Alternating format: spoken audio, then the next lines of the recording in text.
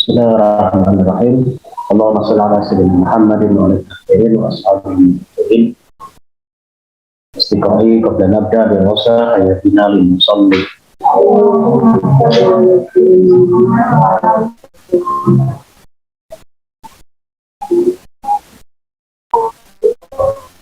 Kalau rasa akan menyampaikan karena kita sudah mempelajari tentang empati dan menghormati guru dan orang tua. Ini berdasarkan pada buku PAI yang kalian pegang.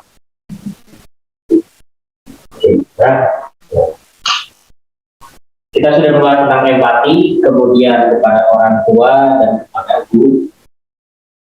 Ini rangkumannya. Seperti biasa, Pak Asa tidak akan menyuruh kalian menulis, tetapi ketika nanti Pak Asa membutuhkan atau kita catakan sebagai nilai, itu sudah yang sedia. Kalau tidak ada, berarti nilainya tidak ada. Ya. Pertama, kita sudah mempelajari tentang apa itu empati. Empati adalah keadaan mental yang membuat orang merasa dirinya dalam keadaan perasaan atau pikiran yang sama dengan orang lain.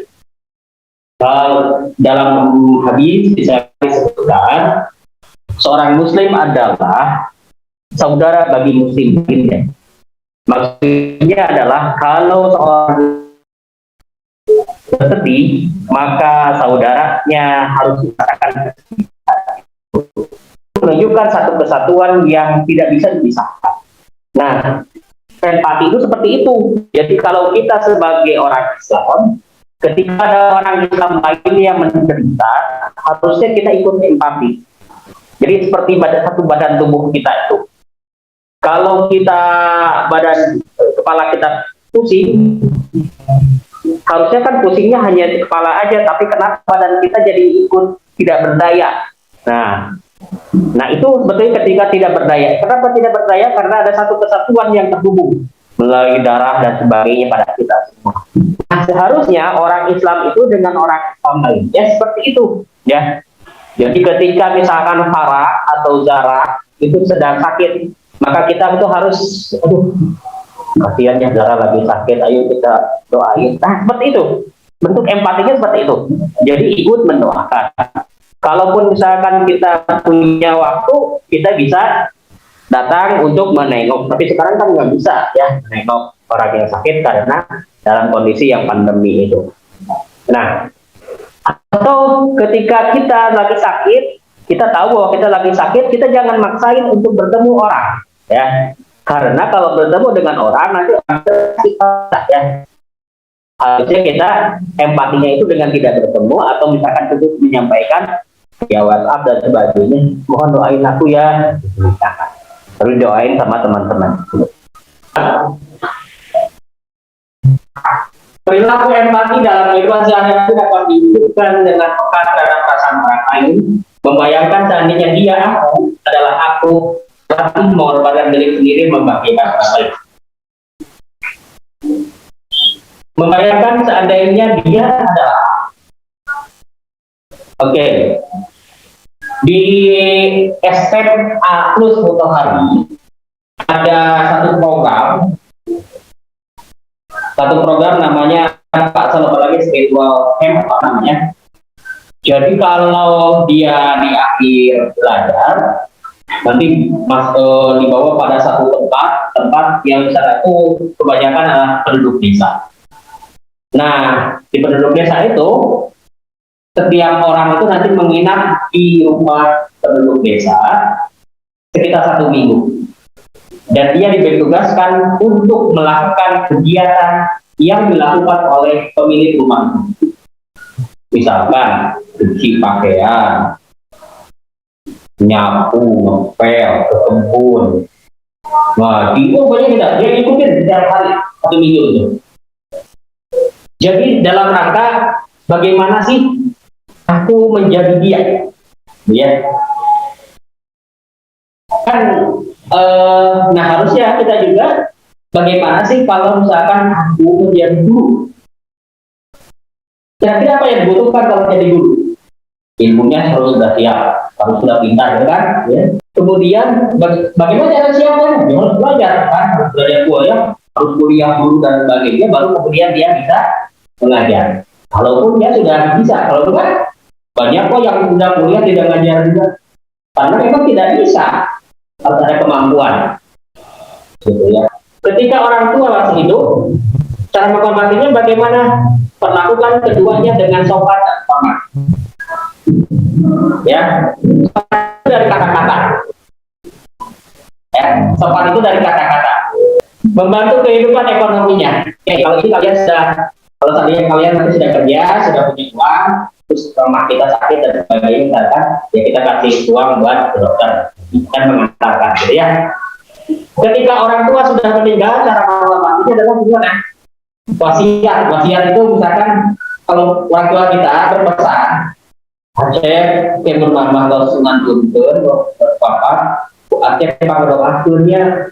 Nah, ketika dibilang begitu, Aceh harus terus mendoakan, menyambung dan melanjutkan silaturahmi yang baru sudah dilakukan oleh kedua orang tua. Jadi kalau tiap lebaran misalkan kita berkunjung ke saudara, nah nanti kalau misalkan kita sudah tidak ada orang tua, kita berkunjung terus ke orang tua saudara, ya itu tidak ada orang. Menjaga nama baik mereka, nah ini penting.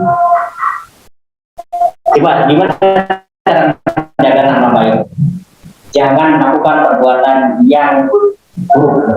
Nanti kalau buruk itu, jadi misalkan tiba-tiba ketahuan bahwa Aceh itu bolos, lagi main sini pas jam sekolah. Nanti ada orang tanya, itu budak sana, itu budak Bapak Aceh sana, Asep, itu putra Asep, baunya sekolah, tuh. Ya karena siapa? Nah orang tua kan burung kan, padahal yang burungnya siapa? Gitu, itu nggak boleh dilakukan sebetulnya. Itu kita harus menjaga nama baiknya. Coba kalau misalkan sebaliknya, Aceh itu misalkan pagi-pagi dari sini terus azan, koma, dan imam. Nanti orang lain bilang, "Hei, Aceh, itu Acehnya, iya. Itu terasa bukan masuk, itu begitu. Kok cuma solehnya, aduh, bagus. Menurut Aceh gimana? Orang tua seneng nggak? Seneng begitu. Gitu. Nah itu makanya itu pentingnya ya. Pilihannya yang dua, kita menjadi baik atau menjadi buruk. Rendah hati artinya kita harus menunjukkan bahwa kita itu murid posisinya, membutuhkan guru, membutuhkan informasi dari guru. Sopan dari kata-kata, menghargai itu artinya kita bersikap yang baik. Oke. Melaksanakan nasihatnya. Nah ini sama tadi seperti tadi ya, kalau Pak Asa misalkan, Pak Asa tidak akan menyuruh kalian menulis, tapi kalau catatannya harus nanti kalau Pak Asa minta harus sudah ada. Ngerti nggak maksudnya itu apa? Ngerti. Apa kira-kira? Tuh begitu. Nah, itu seperti itu. Jadi ketika guru seperti itu artinya anak-anak kalian itu harus rajin ibadah. Maksudnya apa gimana? Oh jadi nanti zuhur langsung wudu gitu ya, begitu. Baca Quran dan sebagainya. Kan gitu ya. Jadi kalau kita Pak Aceh nanti ketemu sama Pak Asa di depan, kata, Assalamualaikum Pak Asa, begitu ya. Ketemu Pak Beben, ketemu Bu Oci dan sebagainya, Bu Aki. Gimana pun bertemu. Nih, Pak Asa kasih tahu bahasa baru ingat. Al Husain itu dalam satu kitab, dan satu kitab artinya dalam satu buku tentang kehidupan Al Husain diceritakan, dia menyampaikan bahwa ada hadisnya gini. Dari beliau dari Rasulullah SAW, dalam salam itu ada 70 pahala. Dalam salam itu ada 70 pahala. Ada 70 pahala. 69 diberikan kepada orang yang mengucapkan salam. Dan 1 pahala diberikan kepada orang yang jawab. Jadi dalam satu salam itu 70 pahala. Satu salam diberikan kepada orang yang, satu pahala diberikan kepada orang yang menjawab salam. 69 pahala diberikan kepada orang yang mengucapkan salam. Kalian milih mana? Padahal mengucapkan itu hukumnya sunnah, tetapi menjawabnya wajib.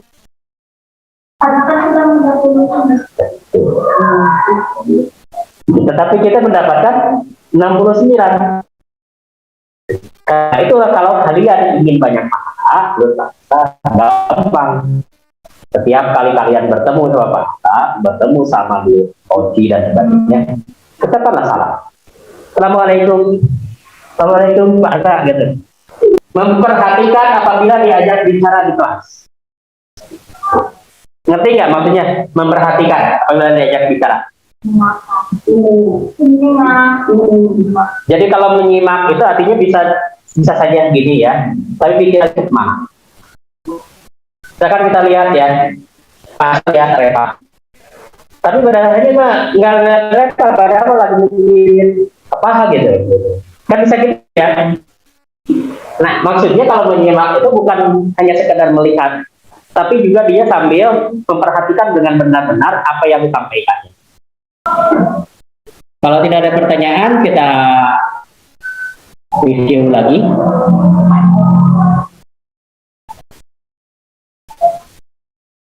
Nah, Pak akan sampaikan satu cerita.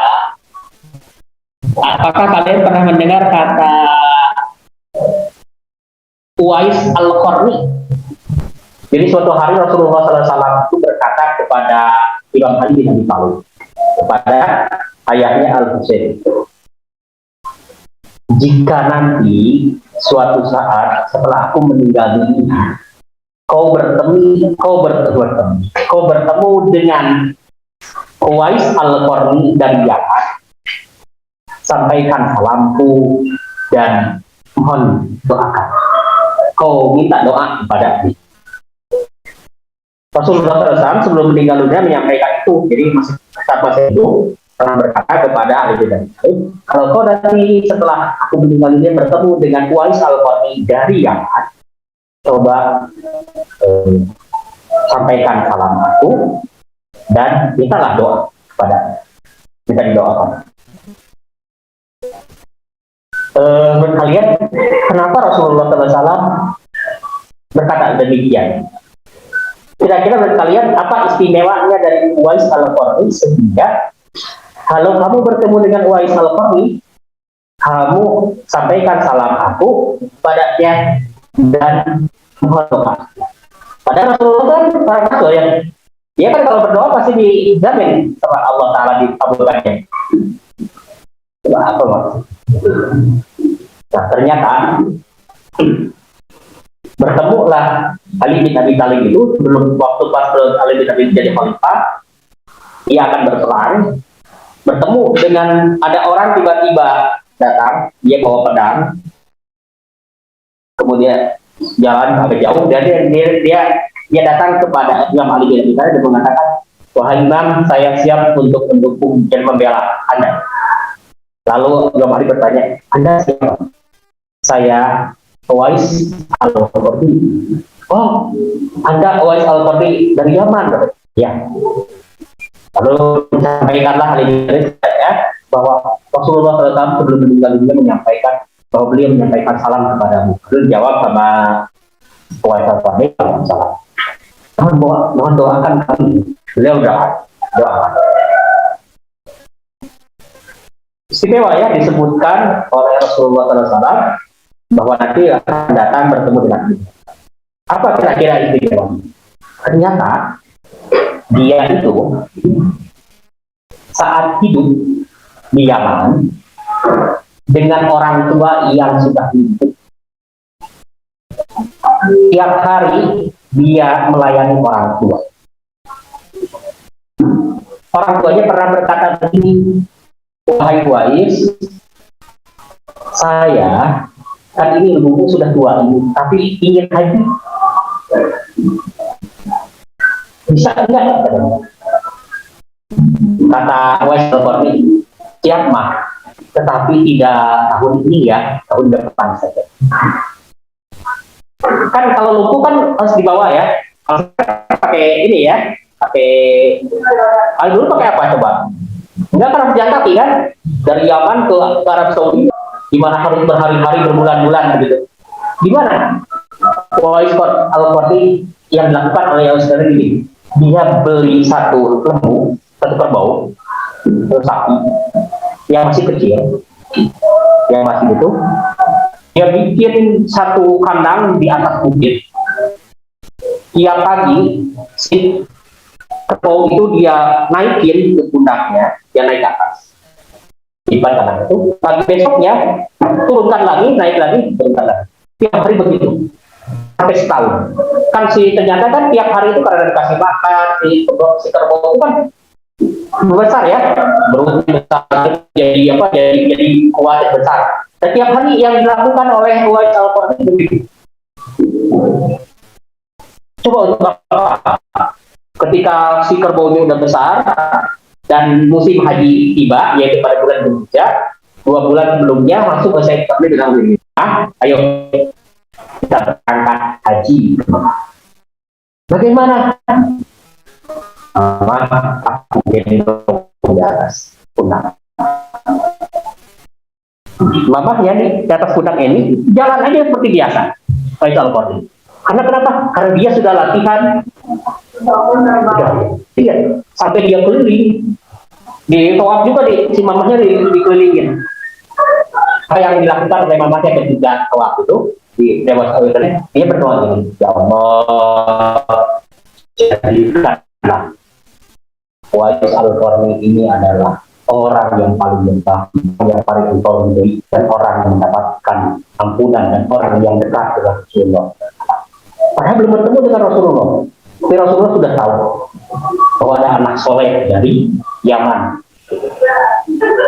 Begitu. Jadi maksudnya apa sih? Apa cerita itu? Maksudnya gini, kalau kalian ingin dekat dengan Rasulullah, dengan Allah, kemudian juga ingin dikenal sama Rasulullah, gimana caranya supaya kita dikenal? Bersalawat. Ada satu lagi, yaitu tadi yang dilakukan oleh Wais Al-Qarni, yaitu gampang gitu, salawat, berbakti pada orang tua, nanti dikenal sama Rasulullah. Begitu. Ada pertanyaan? Tidak ada ya. Oke, kalau begitu terima kasih. Allahumma sholli wa sallim wa barik ala Rasulillah wa alihi ala Rasulillah. Kita baca doa orang tua. Bismillahirrahmanirrahim. Rabbighfirli wa li walidayya warhamhuma kama rabbayani shaghira. Rabbana atina fid dunya hasanah wa fil akhirati hasanah wa qina adzabannar. Oke,